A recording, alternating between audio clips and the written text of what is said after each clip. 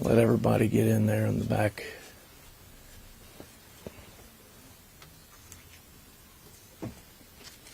Well, again, good morning. Thank you all for coming. I'm honored to be joined today by my fellow Texans as we stand with Governor Abbott and our state leaders as they exercise our state right of self-defense to defend our sovereignty, to protect our citizens, and to enforce the law. As a result of President Biden's failure to secure the border and enforce our laws and provide for a common defense, our nation has experienced an unprecedented and unmitigated humanitarian and security crisis. President Biden and Secretary Mayorkas, despite their ridiculous claims that they have operational control of the border, have surrendered control of our southern border to terrorist drug cartels. And the results have been overwhelming and devastating. And I think it's important to highlight a few. 7 million, record number of people crossing our border illegally from 160 countries. We have a record number of migrants dying as a result of Biden's open border policies, encouraging them to take the dangerous trek. We have apprehended 4 times the previous 5 years combined of people on the terrorist watch list. We have more crime and criminals pouring into our country. Those criminal aliens who were apprehended and convicted of assault, battery, and domestic violence is up 450%, and we've seen a 1,900% increase in those convicted of homicide and manslaughter. And finally, and I think this is what makes the border crisis the most imminent safety and security threat to the United States, the unprecedented invasion by the drug cartels of thousands of pounds of fentanyl, which are killing tens of thousands of our fellow Americans every year and is now the leading cause of death for people in this country age 18 to 45, and we're already on pace to double fentanyl seizures from last year.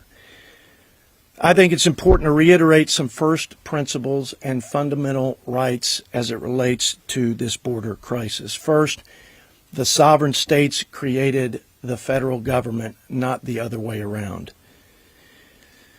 When the states entered into that social contract of the Constitution of the United States, they may have ceded some of their authority to the central government, but they didn't surrender their sovereignty. And they didn't enter that relationship lightly or unconditionally. They made sure to include certain safeguards to protect their sovereign powers, especially as it relates to security matters. Article 4, Section 4 guarantees to each and every state the federal government, quote, shall protect them against an invasion. Article 1, Section 10 states that when a state is actually invaded or their citizens are in imminent danger, that state has a right to defend itself. The Constitution is abundantly clear on this matter. When a president fails in his sacred oath to faithfully execute the laws of the land and fails to provide a common defense, states do not have to be passive victims of a failed federal government. I want to close by commending Governor Abbott for taking on the responsibility that this president has abdicated by stopping the chaos, by securing the border, and protecting our citizens. I have a message for our governor of the great state of Texas. Governor Abbott, stay the course. Stand your ground and continue to defend the great state of Texas. You're doing what's right. You're doing what's necessary, and you are exercising your constitutional power and authority as a sovereign state leader. Thank you, Governor, and we are there for you, and we stand with you. Now I want to ask my colleagues to come and share their thoughts on this matter. We'll start with my friend Chip Roy, representing Texas 21. I call him the Thomas Jefferson of the Texas border plan. he had the pen and helped stitch it all together, and it's now become a top priority for our conference, and as we were able to pass H.R. 2. So, Chip Roy, the podium's yours. Thanks, brother. Well, thanks, Jody. As a University of Virginia graduate, I guess I'll take the Thomas Jefferson reference, but I'm proud to stand here with my fellow Texans. There's a couple here who wore the uniform and served their country that way. We represent cross-section of Texas, West Texas, East Texas, South Texas, Central Texas, urban, rural. And the fact is, every Texan, and all these guys will attest, every Texan is sick and tired of a federal government abandoning its duty to secure the border, leaving Texans exposed to death, destruction, cost, and finding, frankly, the worst kind of abuses unto humanity occurring in our own state because the federal government refuses to do its job. We had a federal judge, Reed O'Connor, just a few weeks ago upward depart from the guidelines on punishment because there was an illegal immigrant in Baltimore being told by cartels that they would rape his daughter in a stash house in Fort Worth, Texas, if he didn't pay an additional $21,000 or $23,000. Now, that's a regular occurrence in our country. It is happening in Texas. 53 human beings cooked in a tractor trailer in San Antonio, which I represent, last summer. This is unacceptable. Yet Alejandro Mayorkas comes before the House Judiciary Committee yesterday, and he would not answer to the fact that he lied under oath to me over a year ago in that same House Judiciary Committee when he said that we have, quote, operational control of the border. When I held the statute up under the Secure Fence Act and asked him repeatedly, do we have operational control? I said, do you agree that we have operational control? He said, I do. And he said it again and again, looking at the statute. Now he says, well, I didn't mean operational control under the Secure Fence Act. He is lying under oath, lying to the American people, and he is failing to carry out his constitutional duty, and he is endangering Americans in the process. 200 Americans a day dying from fentanyl poisonings. I've had 5 in the school district in which my family resides in Hays County die last year from fentanyl poisonings. When is enough enough? Governor Abbott is doing his duty as governor, and DPS, led by Steve McGraw, they are doing their duty. Frankly, they are going beyond their duty. They are doing the duty of Border Patrol and doing the duty of ICE and doing the duty that Alejandro Mayorkas is supposed to be carrying out. The same Alejandro Mayorkas who accused Border Patrol agents of whipping people that never occurred. Another lie, which is why he should resign or be impeached. But here's the thing. We're going to have to decide as Texans what we're going to do about it. And I just want to be 100% clear. I stand behind Governor Abbott being as aggressive as he needs to be to defend the people of Texas, period, full stop. He has my full support. I will fight every inch of the way against this federal government in terms of what is happening to Texas. And I'll say one last thing. Under no circumstances am I going to support any appropriation to Department of Homeland Security, any continuing resolution at all. I will use every tool at my disposal to thwart giving another dollar to this secretary to leave Texas exposed to the dangers and getting assaulted on a daily basis by this invasion. It is our job to stand side by side with Governor Abbott and the people of Texas, and that's what I'm going to do, and I'm thankful for Jody for having this press conference, for these great patriots standing behind me. I think, Brian, you're up. Yes, sir. Thank you, Chip. And Jody, thank you so very much for having this thing and putting it together and holding this press conference. And I want to thank also my fellow Texans or Texas Republicans behind me for supporting our state's constitutional right to defend its own border from the very real invasion that is occurring as we're speaking today. Due to the Biden administration's deliberate inaction and outright refusal to maintain the agreements and the policies that were already in place from the previous administration, we now have a massive international crime organization that is at our doorstep. Actually, they're past our doorstep. They're inside the house now. The Mexican drug cartels are running a booming $13 billion a year human trafficking operation, exploiting our open southern border to their every advantage, and their advantage is at every turn. Among those being trafficked most, children. Unbelievable. The child sex trade, child labor trade is a booming and one of the fastest growing enterprises in the world today. While drugs smuggled across our border can only be sold once and are an enormous problem, I would say, people, kids, can be sold and used over and over again. Let that sink in. Go see the movie, The Sound of Freedom. You will see exactly what's going on. And remember, that movie was made 5 years ago.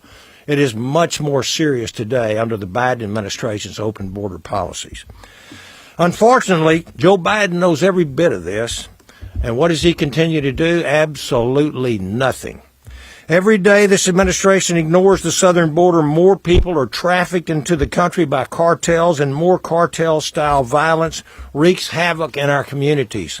Over 100,000 Americans every single year are now dying, most from fentanyl, trafficked in from the ingredients coming in from communist China, put together by the cartels and smuggled across our border, killing that many Americans every single year. My district has been impacted like just about every other in the state of Texas, and Texans, folks, have had enough. Let me be clear, securing our nation's border should be a top priority for every single federal official, but the sad reality is that the Democrats could not care less. Biden's negligence has forced Texas to deal with this border catastrophe since day one of his administration, and Texas has done a tremendous job. I, too, support Governor Abbott's the Lone Star activities and project 100%, a task that we must aggressively continue. I want to even see more done. We must fight our own Department of Justice in a pending lawsuit against the floating barrier in the Rio Grande, something that is absolutely necessary because of 100,000 plus dead ones every year, Americans, and some of the human trafficking that is coming across that particular part of the Rio Grande. And this isn't the first time Texans have had to rise up to meet a threat head on. After asking the U.S. government for help at the Alamo, William Barrett Travis wrote a letter to the people of Texas and to all Americans. And in that letter, he said, if this call is neglected, I am determined to sustain myself as long as possible. That same fighting spirit and perseverance exists in every single Texan standing behind me right now. I want to say thank you to all of them. We will continue to support Texas in a war for our sovereignty and its fight to fend off cartels or anyone else threatening the safety of our American citizens. And if you don't believe that, read the U.S. Constitution, where Article 4, Section 4, Article 1, Article 1, Section 10, and you will see that the state of Texas has the right to defend itself, especially in light of the fact that this federal government under Joe Biden and Alejandro Mayorkas simply refuses to do their duty, their oath of office. So with that, I will turn it over to Representative Lance Gooden. Lance Gooden from Texas. Amen. Yes, sir. Thank you, Lance. Thank you all so much. And as Chip said yesterday, we had Alejandro Mayorkas in House Judiciary, and when he wasn't lying, just outright lying, he was refusing to answer our questions, and it was very frustrating.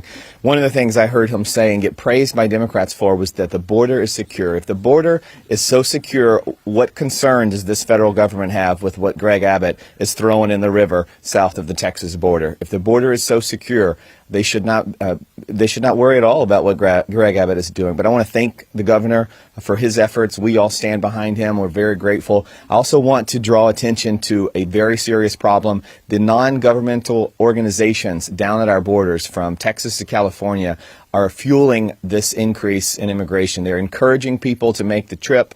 They are denying it, but they are. They're setting up shop at our border. They're providing financial assistance. They're putting people up in hotels. They're paying for plane tickets. And what they say is this is all done with private funds, but it's not true. And I couldn't get Secretary Mayorkas yesterday to admit that the government is spending money. We are actually sending taxpayer funds to these organizations. Catholic Charities is one of them. They've received over $1 billion. Lutheran Family Services, Jewish Family Services. These are all organizations that have big fancy fundraisers in cities across America to raise private funds. But what they don't tell their donors and what they don't tell parishioners that are sending checks is that the federal government is spending over $1 billion of taxpayer funds, sending it to them to then go to the border and encourage this crisis. They tell me I am misinformed and that I'm lying, but when word gets out across South America up to Mexico that there's a group waiting for them across the border to give them money, security, and a passage to whatever city in America they want to go to, the word gets out and the immigration crisis continues. I join Chip Roy in saying that I will not support any appropriations bill that spends funds on these activities. I will not support American tax dollars deliberately being used to fuel this crisis. And, you know, it's one thing that the federal government has refused to secure the border and Texas has had to spend so much money. It's another thing when they actually get in our way and tell us we have to stop securing our border. And so I stand with my colleagues here. I thank you for your work, and we will continue to fight with you, Governor Abbott, and thank you for your work. Representative Jake Ellzey. Good morning, y'all. Welcome. Thank you for being here this morning. Thank you, Jody, for holding this press conference, and the men behind me who are standing tall in supporting Governor Abbott and the people of Texas in their efforts to stem what's occurring at the border every day. I'd like to thank the people of Texas for spending $9 billion. $9 billion by the people of Texas to try to stem this flow. To the DPS troopers who are down there every day, the National Guard, and Customs and Border Patrol, who are on the front lines of this issue every day. Over the last couple of years, we've talked about millions of people coming across this border. What I think we should now concentrate on is thousands, particularly 85,000. 85,000 children who have come across our border in the last 2.5 years are unaccounted for. Unaccounted for. 85,000 children.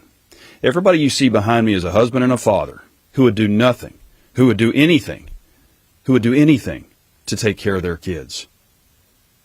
This is a tragedy of the highest proportions. And on a moral basis alone, how is it that we're not saying today, we're not going to let this pass anymore? Why are we not hearing this from the other side of the aisle? As a husband and a father, I can tell you I would do anything for my kids. We did just see Sound of Freedom. The Speaker of the House showed it here in Cannon Office Building. A lot of people showed up, and that movie was made 5 years ago. The truth is it's happening every day, and the fastest growing organized crime is the trafficking of children for the sex trade. That is modern-day human slavery, and it's the most vile evil that any man can do in this world. So from that basis alone, why are we not stopping this? We can talk about millions all day long. We can talk about terrorists crossing that border all day long. But as I look out in this crowd and I see husbands and fathers, I know you feel the same. Do not discount the 85,000 unaccounted for children in this country. Now I'm going to throw another number at you. We had a brief from the DEA administrator 2 days ago. She said we're going to lose 110,000 Americans this year to drug overdose and fentanyl poisoning. I make the distinction because one pill of fentanyl can kill. All those chemicals are being brought over here by the Chinese. They know about it. And they're being manufactured by the cartels, who are in control of everything that occurs on the border. In 3.5 years of war, we lost 418,000 Americans in World War II. That's 305 every day. At 110,000 Americans this year, we're going to lose 300 a day in our bedrooms and our backyards to overdose in fentanyl. We talk about invasion all day long of millions of people. But if we're losing wartime numbers being killed by the cartels and the CCP, I ask you, what is the definition of war? And we're not doing anything about it. We're losing our welders, our first responders, our military members, people who should be getting married and having children and starting families to this war. It is a war on drugs. We need to pay more attention to it, because this year we will surpass the number lost in World War II to deaths from overdose over the last 4 years. It's time this comes to a screeching halt. This is a humanitarian issue. This isn't Republican or Democrat. There is evil in the world, and we must push back against it. And now is the time. I'm asking for everybody to join in this, Republican or Democrat, it doesn't matter. This humanitarian issue must come to a screeching halt. So thank you very much for your time today. Now I'll pass it on to Representative Michael Cloud. Well, thank you, Jody, again for putting this together, and thank you for my brothers here in Texas who are standing strong for the Texas border and what needs to be happening here in the federal government. I want to thank you also for being here, because this is a topic that the media has just gotten bored with, unfortunately, and you have to wonder why. Is it because the border's more secure? No. Is it because there's less fentanyl deaths every year? No. Is it because there's less people coming into our country? In spite of the Biden administration's attempt to play shell games with the numbers, the fact is there's more people crossing our country illegally right now than there ever has been. We've got to make sure that we stop what's going on. You know, many people have seen this movie, The Sound of Freedom, this week. And what is going on is tragic. It was just mentioned the tens of thousands of kids that this administration has lost track of. It's unconscionable that we continue to let this happen, and that the Biden administration continues to partner with cartels as opposed to partnering with communities across our country. We've got to continue to stop and to push back and to make sure this doesn't happen. This is also a national security issue. You know, many of us have been able to grow up in a wonderfully free country that we could assume was secure. But what we see happening in a kind of geopolitical scale right now, we have a northern country that's headed towards socialism, and we have a country to the south of us that's becoming a narco state. And the cartels are not only working with China to set up shop across the border, they're infiltrating our country, and they're setting up shop in many communities across our country. Indeed, right now, every single day, there's military-aged Chinese nationals crossing our border. That's something that should concern everyone. We have, of course, the fentanyl that's coming across that's killing thousands and thousands of people.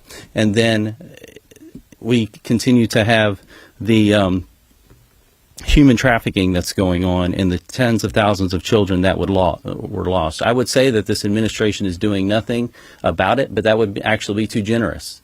Doing nothing would have been better than what they're doing. All they had to do when they came into office was to do nothing. We had a border that was more secure than it ever had been, and this administration has come in and worked systemically to dismantle any sort of sense of border security we have going on. And then Mayorkas has the audacity to come again before Congress and lie under oath again, saying that we have operational control of the border. If we have operational control of the border, then Hunter Biden is the Pope.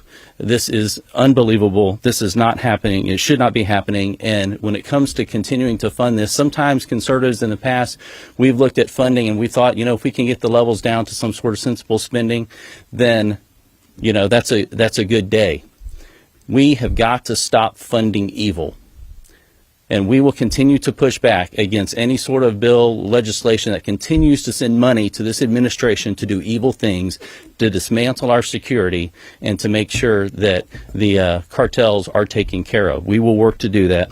And we stand with our partners in Texas. Thank the governor for standing strong, and continue to encourage him and all of Texas to do what we can.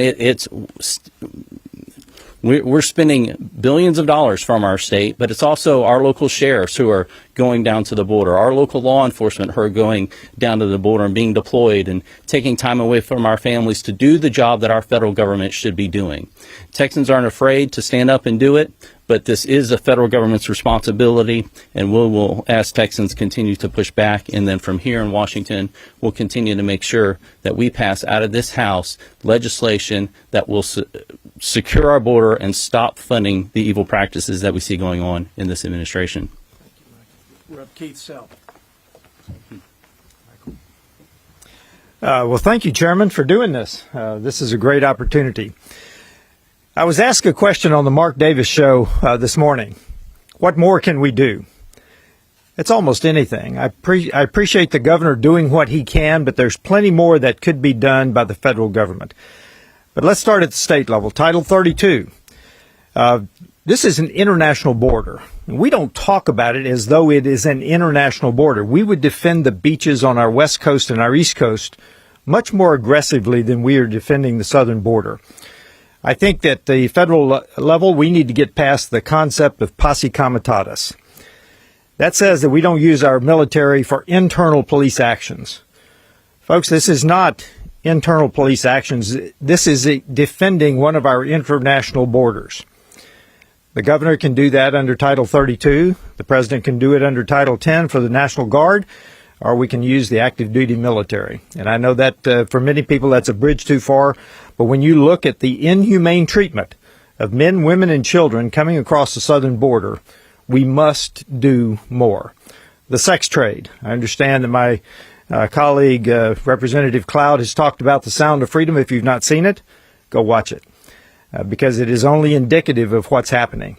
The immorality of our national policy of an open southern border is exactly that. It is immoral. When I was on the southern border at the middle of the night, the ground was littered with the bracelets, much like you get the wristbands, much like you get when you go to a concert. The word on it was delivery. Every single human being to the cartel is simply a package to be delivered across the border. It's a very sophisticated operation. This is not just someone wandering up through Central America, finding a place to wade across the river. This is a very sophisticated operation. They're given a wristband. They now have been charged either up front or through indentured servanthood or even sex trade to repay the cartel for the money that they charge them to come to America. They tell them how to go, what the route is. They tell them where they're going to cross the river. And when they get across the river, they discard their wristband because they have been delivered. Just as UPS or Amazon would deliver a package, the cartel delivers them across the river. And then they've done their job, but they follow them into indentured servanthood or through the sex trade to collect that $8,000, $10,000, $15,000 that they charge them. Folks, this is not just a mob. This is a very sophisticated operation that the cartels are running. We've got to get a new national policy. Our national policy is, the Biden administration policy is, an open border. The inhumanity that we see is not those floating barrels. It is the men, women, and children that are trafficked across that border. Thank you very much, Chairman. I appreciate the opportunity. Thank you, Keith. Well, it's an honor again to stand with my fellow Texans, and I'm proud of their passion, fight, and focus on holding this administration accountable for the lawlessness and for the epic humanitarian and security crisis that has resulted. So we're happy to take some questions. If they're hard, I'm going to ask Chip Roy to come, and then Jake Elsey. If they're really easy, I'm going to ask Jake Elsey to take those. Okay, we'll just start here and move that way. Yes, sir. And you guys feel free to jump in. How would you address the border crisis via appropriations? Would there be contingencies, for example? And the second, what steps would you take to address the crisis? Does this include a border barrier, whether it's a wall, electric fence, you name it? Well, I'll let others comment. It's got to be a comprehensive border security effort, and we've laid that out in our Bill H.R. 2, and it's part of the Texas border plan. These are the things that were mostly in place under President Trump that have been dismantled, as was mentioned earlier. We have to use the power of the purse as much as we need to use the power of oversight and subpoena to hold this president accountable and to expose the lawlessness and the open border policies that have created this chaos and inhumanity. So there are a number of things, but we have to, as Republicans who've been given the majority by the American people, and in large part because of the biggest national security threat along the southern border, to do everything in our power to resource the things that will help secure the border, that will help support our Border Patrol agents, and that will take and remove those barriers to making sure that we have not only a secure border, but that we're enforcing the laws. So that's the broad outline. If you want to add to that, anybody. Look, I'll just add real quick. Jody just covered it well. Last summer, we all worked together. We produced the Texas Border Plan. That served as the core of H.R. 2, which we passed through the House of Representatives this spring. It has multiple components. I won't go through every single one of them, right? But it deals with what we need to do in terms of infrastructure at the border and the wall and roads and clearing the cane, policies that need to change that are being abused by this administration, the abuse of asylum, the abuse of parole, all happening in real time. It's causing the magnet and causing people to come here. The lack of interior enforcement, the fact that we need to target the cartels. And I think Keith explained that eloquently. And those are the things that we need to get done. You ask, how do we do it? It's got to go more than riders, right? I don't want a couple of riders added on and tacked onto an appropriations bill this administration is just going to ignore like they ignore virtually every other law while they're superseding the law. We need to see H.R. 2 signed into law.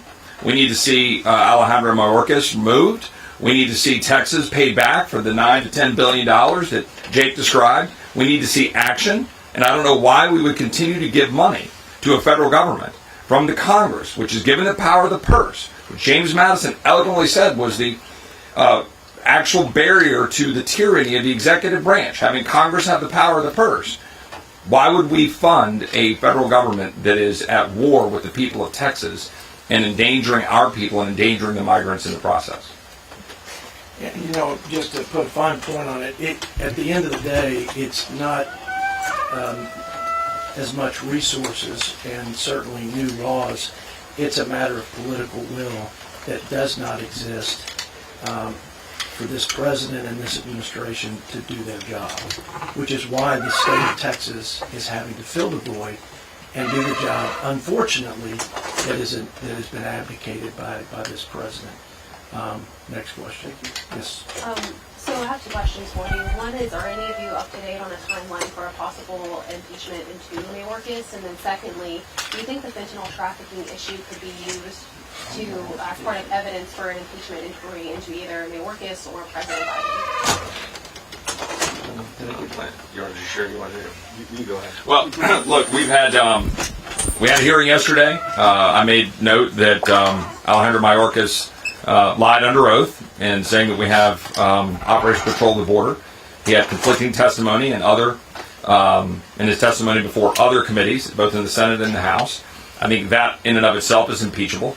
But we will see. The main point is the American people are seeing that this administration, from top to bottom, Biden, Mayorkas, and the brass at DHS, if you will, that they are not enforcing the laws of the United States. They are doing so purposely. And in so, they are endangering the American people and abdicating their responsibility to follow the laws of the United States and carry out their oaths to the Constitution. Therefore, we need to have a corresponding action. What that means in terms of a timing on impeachment, I mean, look, this administration is giving us a lot to look at. And it's not just what we're dealing with at the border. We happen to think the border is at the centerpiece of what we're seeing in terms of their recalcitrance to follow the law. And on the fentanyl issue, would this be part of evidence for an impeachment inquiry? Absolutely. Yeah, all the above. All the above. I think any serious person in our country knows that this administration does not have operational control of the border. And the facts that are coming out of, and the data coming out of Homeland Security contradict that statement. So they have a sacred oath. The first and most important job is to keep the American people safe. They have failed. We'll let the process run its course. We'll let the facts play out, and then we'll let them lead where they will lead. But I think most people suspect that they will lead to an impeachment ultimately. But we'll let that play out and not prejudge it. Yes, sir. Okay, so just following up on the fentanyl issue, with all these precursor chemicals coming out of China, eventually making their ways unchecked into the U.S., are we seeing any efforts from the state of Texas to put that to a stop right there? Well, of course, they're coordinated with the DEA, and as I said, I met with the DEA administrator, several of us did the other day. The DEA is an agency that's doing its job, and they have a very difficult job because while Americans are suffering, They're trying to track down the immense and complex system that the cartels have worldwide, both with the money streams, their producers, and everything else. So let's talk about the fentanyl a little bit, going back to the numbers that we're losing in America every day. I think there is a growing, and I can't tell you how many, sense on our side, certainly. As I said, I was a warrior in a former life. People who sign up to serve in the military to protect the United States. It is about time, as we've discussed some of these measures that we're taking, we're protecting our homeland, except the cartels are operating with impunity throughout the world, and indeed mostly in Mexico. It can be discussed and argued whether or not Mexico is a narco-terrorist state now that doesn't have operational control of their own country, but there is a growing sense, and I know that there's a bill out there from my friend Dan Crenshaw to use authorized use of military force. The mere threat of that in Mexico might bring them to the table to actually do more policing within their own nation, but the time has come to recognize if we're losing wartime numbers of Americans in our own bedrooms and our backyards, it may be time to take the fight to the cartels. So I think, and spending money on the DHS and whether or not they're doing their jobs, those are all things that are retroactively happening, but there's no disincentive right now to stop the cartels. They operate with impunity right up to the border and indeed past it. It's time to take action on that. And that's just my take on it. I may not speak for everybody here, but as a warrior, protector, and a father, it's time. Yes, sir. Thank you very much, Congressman. Regarding the use of military force and the AUMF, is there right now majority support in the House Republican Conference for that bill or for the idea? And can we see a vote perhaps sometime in the future? And secondly, with respect to impeaching Mayorkas, have you begun drafting articles of impeachment if you support the idea of impeaching him? And if not, when's that going to start? I'll let the Judiciary Committee member answer that. Well, and I don't want to step on the AMF issue because there's other here with expertise. I mean, I'm serving on the task force that our colleague Dan Crenshaw is heading up, where we're investigating and determining what we think would be the right course of action with respect to the authorization of use military force. Some members have supported designating terrorists as cartels as foreign terrorist organizations. We're having that debate and figuring out what we're going to recommend, but I think there is broad agreement, if not total unanimity, that we must take action against the cartels, and we will be putting forward a plan aggressively and I think very quickly along those lines in some form or fashion, and that's being developed as we speak. With respect to the impeachment articles, there are already draft impeachment articles. The issue here is making the case. I mean, unlike our colleagues on the other side of the aisle who, wanted to impeach President Trump over a phone call in the summer of 19, we're going through methodically understanding the importance of impeachment and what it means and making the case. And we will lay those things out, and we will work as a group to do that. Like I said, this administration is giving us lots of fodder in the realm of impeachment beyond just the border issue, but we're working through that right now. Thank you. Keith? I'd like to address the AUMF. There is a move that belongs in the Foreign Affairs Committee, which I serve on. There is a move to modernize the AUMFs across the board. We've got them from decades ago that are still operative, that are still on the books. The move is going to be to modernize them to include supranational organizations, which the cartel is one. So I think we're going to have to watch that play out, but I encourage you to watch it because we've got threats in the United States, to the United States, that we didn't used to have. And we recognize that, and not every threat is a nation state. So as we update that, we're going to include the cartels. I don't know how that will shape out, but watch it because it's going to happen. Thank you. Yep. We've got Nathan Moran here, and I know he has thoughts that he'd like to share on the border crisis and our governor's effort to fill the void. And Nathan? Yeah. Thank you, Chairman Arrington. I appreciate the time. This is vitally important. I represent Northeast Texas, 17 counties in Northeast Texas, and I can tell you, even though we are not physically located along the border, we feel the effects of the lack of border policy by the Biden administration.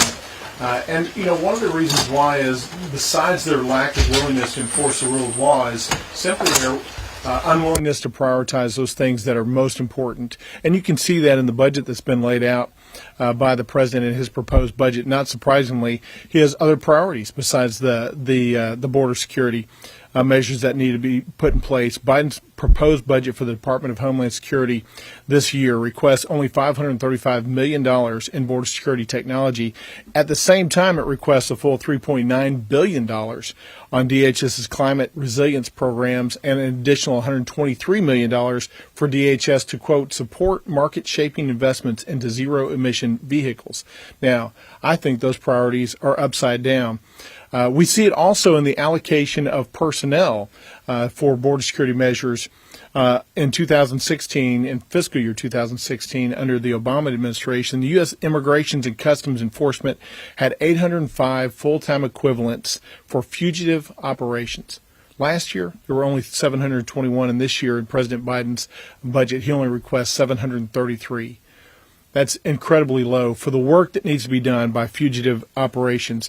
I was dismayed yesterday as we took part of the Judiciary Committee and listened to Secretary Mayorkas avoid question after question. He refused to answer even the most basic of questions, like what happened to the 1.2 million people that have been released by the DHS into the United States after illegally coming here.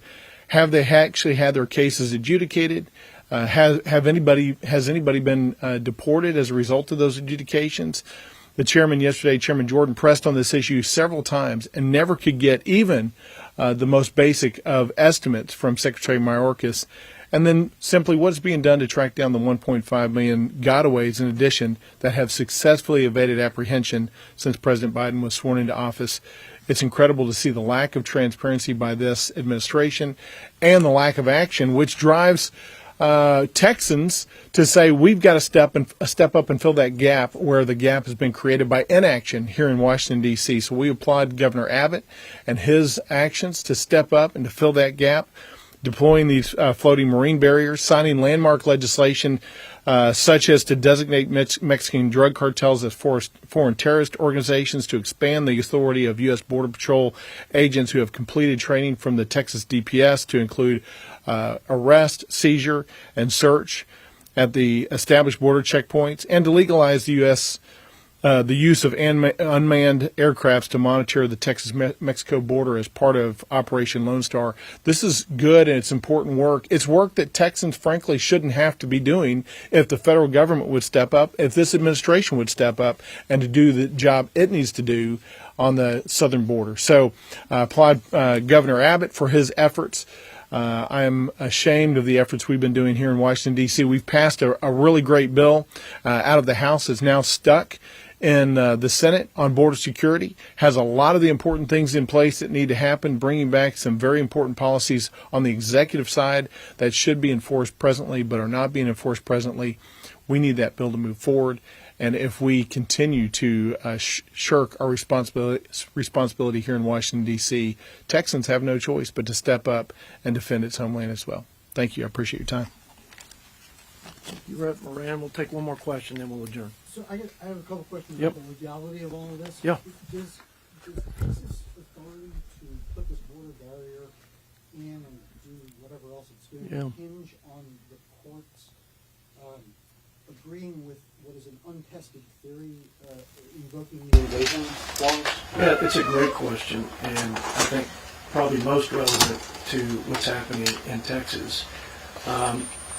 I think all legal roads will lead to the Supreme Court, and all legal questions will ultimately lead to the supreme question, does the governor and do our states have the powers of self-defense when there's an abdication of the common defense by the federal government? I think the language that I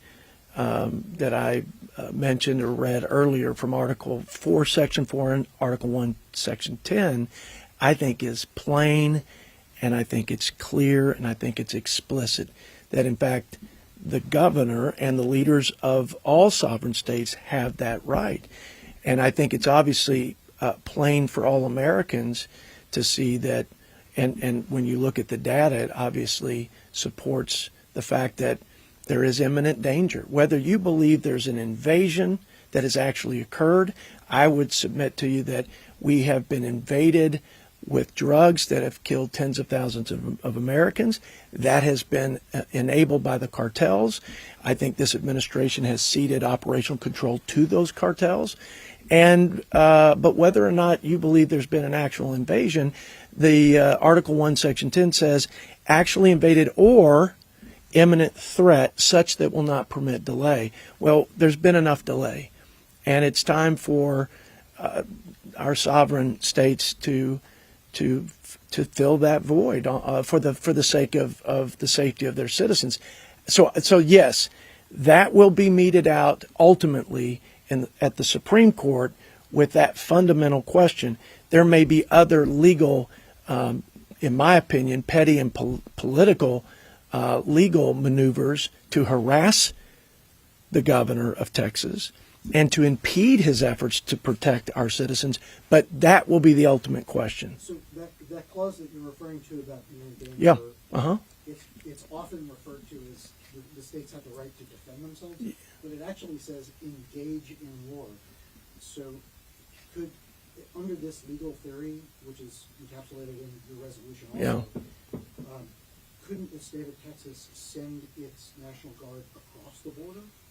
I mean, engaging in war is not merely defense. Yeah, I think it's a great question. I'm not a legal scholar. I can only say that whatever measures that our governor and our state leaders and other state leaders think is responsible and effective to defend their sovereignty and their citizens they have the latitude, and they should use all their authority and resources to do so.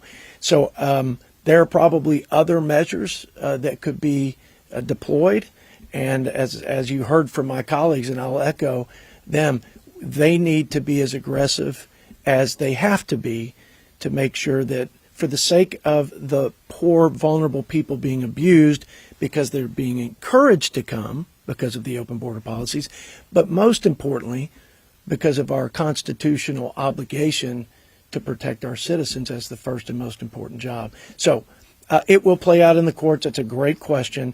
I suspect they have the broadest latitude when the federal government delays in the common defense or fails, as Article 4, Section 4 says, to repel an invasion. I'm sorry. Thanks for indulging. Yep. One quick question. There's been no mention today here of the Rivers and Harbors Act, which is the actual law that the Justice Department is going after the state of Texas on. Does the state of Texas just not have to comply with laws like that? So what I would say is the defense in a security crisis where there is no help, no repelling of an invasion, no common defense from the federal government, that defense clause, if you will, supersedes those statutes. But they will be meted out in the courts. My point is, whether it's navigable waters, endangered species, or whatever other federal statute that will be used, in my opinion, as a tool for harassing and impeding our state leaders, that will end up in the Supreme Court with the central question: do states have that Article 1, Section 10 power? Yes. And are the conditions being met for state leaders to carry out those defense duties and responsibilities? I think the answer is will be clear, and especially with the court's balance of power, clearly with strict constructionist and constitutionalist. I can't imagine how they could see it any differently, but that will be where it ends up. If two things happen, that's where it'll end up. Two things will have to happen. You'll have to have President Biden continue to have the political audacity, after he's lit the fuse on all this chaos and lawlessness, to use the law to harass the governor. If he persists in the political audacity to push the governor, and if our governor has the political courage to push back, and I suspect he does, I'd say I know two things. A lot of things I don't know, but I know two things. Texans will not run from a fight, and this governor will not wait on Joe Biden or anybody else to defend our sovereignty and to protect our citizens. And I'll end on that. God bless. Thank y'all.